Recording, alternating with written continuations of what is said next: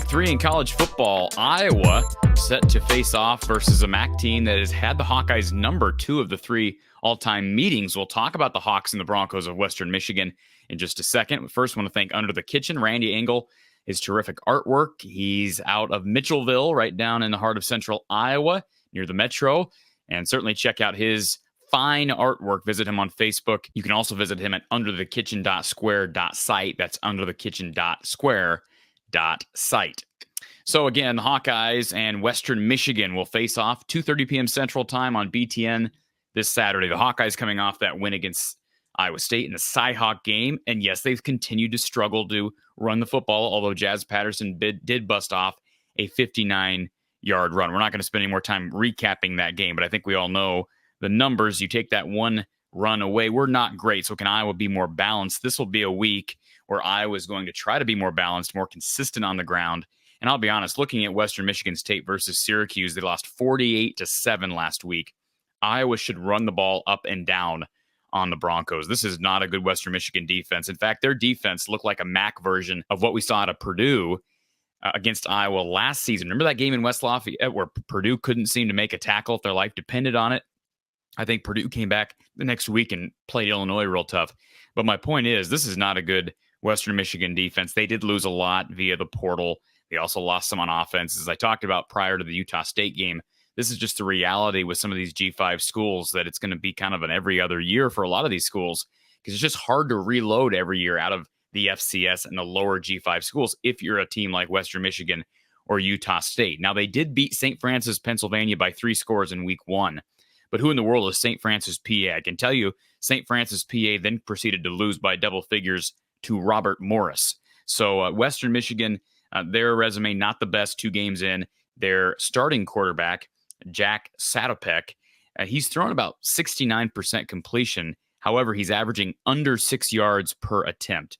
Not much going on down the field in the passing game for Western Michigan. And again, one of those games was against a pretty pathetic FCS team in St. Francis, PA. Now, the one big playmaker in that offense, most people are going to talk about, we're going to hear, I'm sure, during the BTN broadcast, is Jalen Buckley, a guy very few people heard of on the recruiting trail. He's a physical back. So far, how about this? Nearly 300 yards rushing through 2 games. To keep this in perspective, Iowa has around, I think Caleb Johnson's around 90 yards through 2 games. Buckley had a 75-yard burst on the second play from scrimmage last week in the Dome at Syracuse. He finished 8 carries for 87 yards. They had to abandon the run. And of course, if Iowa can get up early, Western Michigan will be forced to abandon the run. That will not pay dividends for the Broncos. How about week 1, though? Against St. Francis, Jalen went 30 carries for $194. So obviously he's a guy who can handle a heavier workload. And if they can keep this game close, which I think they're going to have a hard time doing, expect a heavy dose of Jalen Buckley, the former high school defensive back, who's proven to be a pretty darn good MAC running back so far 2 games into the season. Again, one of those games has come against a Power 5 team in Syracuse. Western Michigan has not had a single receiver, tight end or wide receiver, exceed 75 yards through the air. So they've struggled, again, to get the ball downfield. I mentioned the per attempt average of Jack Satopek. They did play 3 different quarterbacks last week in the Dome, desperately trying to figure out what the solution was against the Orange. Now, Syracuse does score a lot of points. They scored 63 against Colgate week 1, but again, that's Colgate. This is just not a very good Western Michigan team.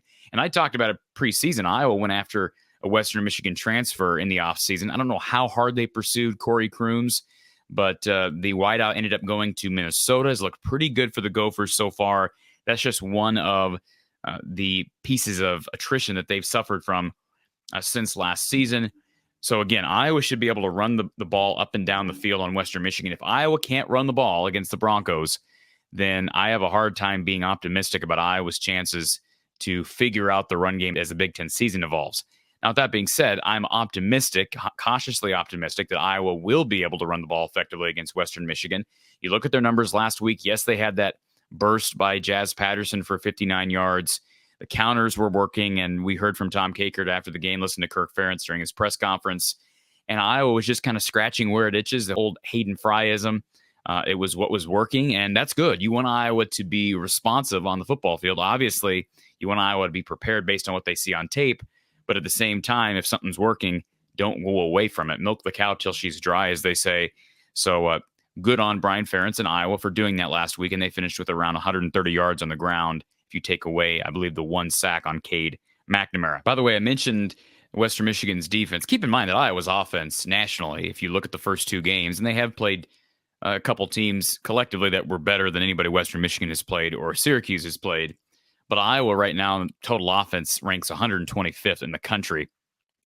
Now, part of that might be the result of how those games have transpired. I'm sure Kirk Ferentz and Brian Ferentz would convince you of that or want you to believe that. But my point is, by the numbers so far 2 games into the season, Iowa's offense is no better than Western Michigan's defense. So we'll see. I still think Iowa can put up 30 plus on the Broncos. If Syracuse can put up nearly 50 and they throw the ball more effectively than Iowa does, Iowa should be able to score points. Keep in mind, Western Michigan does send a lot of pressure at the quarterback. They leave man-on-man coverage a lot in the secondary. And boy, if I'm Western Michigan and that's my forte, I'm absolutely going to be testing that Iowa offensive line, testing the quad of Cade McNamara, and testing the Iowa receivers that have proven next to nothing. Obviously, you got to worry about the Iowa tight ends, but I'm comfortable leaving guys out on an island if it means I can get Iowa behind the chains sending pressure. We'll see if that works. I doubt it will, because I just don't think they have the horses collectively to do it.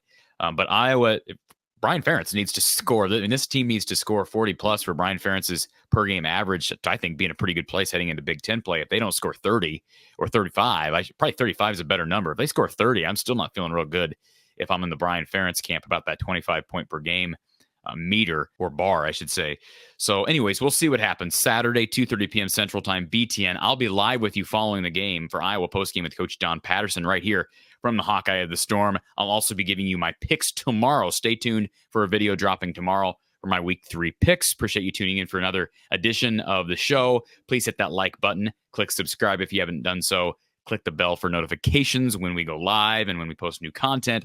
We'll talk to you soon right here from the Hawkeye of the Storm.